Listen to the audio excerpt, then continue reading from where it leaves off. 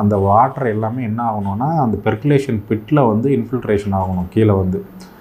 அப்போ அது வந்து ஓவர்ஃப்ளோ ஆகுது, அதை பெர்குலேஷன் ஆகிற ரேட்டுக்கு மேலே அதிகமாக மழை பெய்யுது அப்படின்னா என்ன பண்ணுவோம், அதை வந்து அடுத்த பிளாக்குக்கு வந்து நீங்கள் வந்து மூவ் பண்ணணும். ஸோ அதுக்காக தான் நம்ம என்ன பண்ணுறோம், அந்த பிளாக்காக பிரிக்கிறீங்க ஃபஸ்ட்டு பாயிண்ட்டு. ரெண்டாவது பாயிண்ட் வந்து பெர்குலேஷன் பிட்டு போடுறீங்க. மூணாவது பாயிண்ட் வந்து பிவிசி பைப் வந்து ஓவர்ஃப்ளோக்காக வைக்கிறீங்க. இது ஒரு அமைப்பு நீங்கள் கிரியேட் பண்ணுறீங்க. இன்னொன்று நீங்கள் முக்கியமாக செய்ய வேண்டிய வேலை என்ன அப்படின்னா ப்ளவ் மெத்தட், அதாவது நம்ம உழு முறை இருக்குது இல்லைங்களா. உங்கள் லேண்டில் வந்து நார்மலாக வந்து நார்த் சவுத்தில் உழுகலாம், இல்லை வந்து ஈஸ்ட் வெஸ்ட்டில் உழுகலாம்.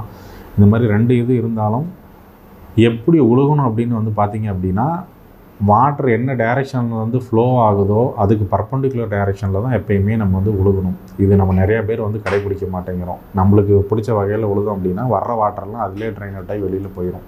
ஸோ நீங்கள் அந்த உழுகிற முறையே எப்படி இருக்கணும்னா, தண்ணி எந்த டைரெக்ஷனில் வருதோ அதுக்கு குறுக்கு மாறுக்கா அப்படி உழுகிற மாதிரி நீங்கள் பண்ணிங்கன்னா தான் மழை தண்ணி பேஞ்சு உள்ளே வர்றப்போ என்ன நடக்கும் அப்படின்னா, அந்த கீழ்னு நம்ம சொல்லுவோம், அந்த ஒவ்வொரு நடுவில் இருக்க அந்த கீழில் என்ன ஆகும் அப்படின்னா தண்ணி வந்து இப்படி சுற்றி வந்து அதுலேயே வந்து நம்மளுக்கு வந்து கீழே வந்து இன்ஃபில்ட்ரேஷன் நடக்கும். இது வந்து இனிஷியல் லெவல்.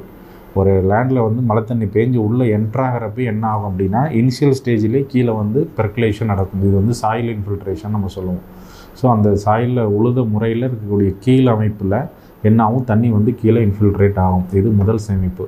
ரெண்டாவது சேமிப்பு எங்கே நடக்கும் அப்படின்னா, இதெல்லாம் முடித்து வந்ததுக்கப்புறம் அந்த பெர்குலேஷன் பிட்டில் வந்து இது வந்து ஸ்டோரேஜ் ஆகும். இது வந்து ரெண்டாவது சேமிப்பு. ஸோ இது எல்லாத்துலேயும் தண்ணி ஸ்டோரேஜ் ஆயிடுச்சு அப்படின்னா அதுக்கு மேலே இருக்கக்கூடிய தண்ணி தான் ஓவர்ஃப்ளோ ஆகும். அந்த ஓவர்ஃப்ளோ ஆகிறது என்ன பண்ணும், அடுத்த பிளாக்குக்கு, ரெண்டாவது பிளாக்குக்கு அந்த தண்ணி வந்து மூவ் ஆகும். ஸோ இப்படியே இது என்ன ஆகும், ஒவ்வொரு பிளாக்காக வந்து ஸ்டோரேஜ் ஆகிட்டே வரும். ஒரு 10 பிளாக்காக நீங்கள் வந்து உங்கள் லேண்டை பிரிச்சுருங்க அப்படின்னா 1 2 3 4 5 6 7 8 9 10ன்னு ஒவ்வொரு பிளாக்காக ரொம்ப கடைசியில் இருக்கக்கூடிய உங்கள் லேண்டோட தாழ்வான பகுதிகளில் நீங்கள் என்ன பண்ணிடணும், கம்பல்சரி ஒரு ஸ்டோரேஜ் பாண்டு, தண்ணியை தேக்கிறதுக்கான ஒரு குளம் வந்து நீங்கள் வந்து கண்டிப்பாக கன்ஸ்ட்ரக்ட் பண்ணி தான் ஆகணும். நீங்கள் 1 ஏக்கர் நீங்கள் வச்சுருங்க அப்படின்னா அட்லீஸ்ட் வந்து ஒரு 10% என்ன பண்ணும், 10 சென்ட்டாவது வந்து நீங்கள் வந்து நீர் தேக்கிறதுக்கு ஒரு குளம்ங்கிற அமைப்பு நீங்கள் கண்டிப்பாக வச்சுருக்கணும். அப்படி இருந்தால் தான் இந்த மாதிரி ரெய்னி சீசனில் இந்த ஓவர்ஃப்ளோ ஆகக்கூடிய வாட்டரை வந்து அந்த பாண்டுக்கு கொண்டு போய் வந்து நம்மளால் வந்து ஸ்டோர் பண்ண முடியும். அதுக்கப்புறம் நீங்கள் திரும்ப அந்த பாண்ட்லேருந்து எடுத்து நீங்கள் எகைன் வந்து யூஸ் பண்ணிக்கலாம் மழை முடிஞ்சதுக்கப்புறம். ஸோ அப்போ வந்து நம்ம நிறைய பேர் என்ன பண்ணிடுறோம், இதுக்காக நம்ம வந்து நம்ம லேண்டை வேஸ்ட் பண்ணணுமா அப்படின்னு நம்ம நினைக்கிறோம். கண்டிப்பாக கிடையாது. நீங்கள் ஒவ்வொரு விவசாயியும் நீங்கள் 1 ஏக்கர் வச்சுருந்தாலும் சரி, 100 ஏக்கர் வச்சுருந்தாலும் சரி, மினிமம் ஒரு 10% வந்து இது மாதிரி வந்து ஸ்டோரேஜ் பாண்டுக்காக வந்து நீங்கள் வந்து அந்த நிலத்தை வந்து இது பயன்படுத்தினா தான் இந்த மாதிரி தண்ணியை வந்து நம்மளால் சேமிக்க முடியும். இது ஒரு முறை.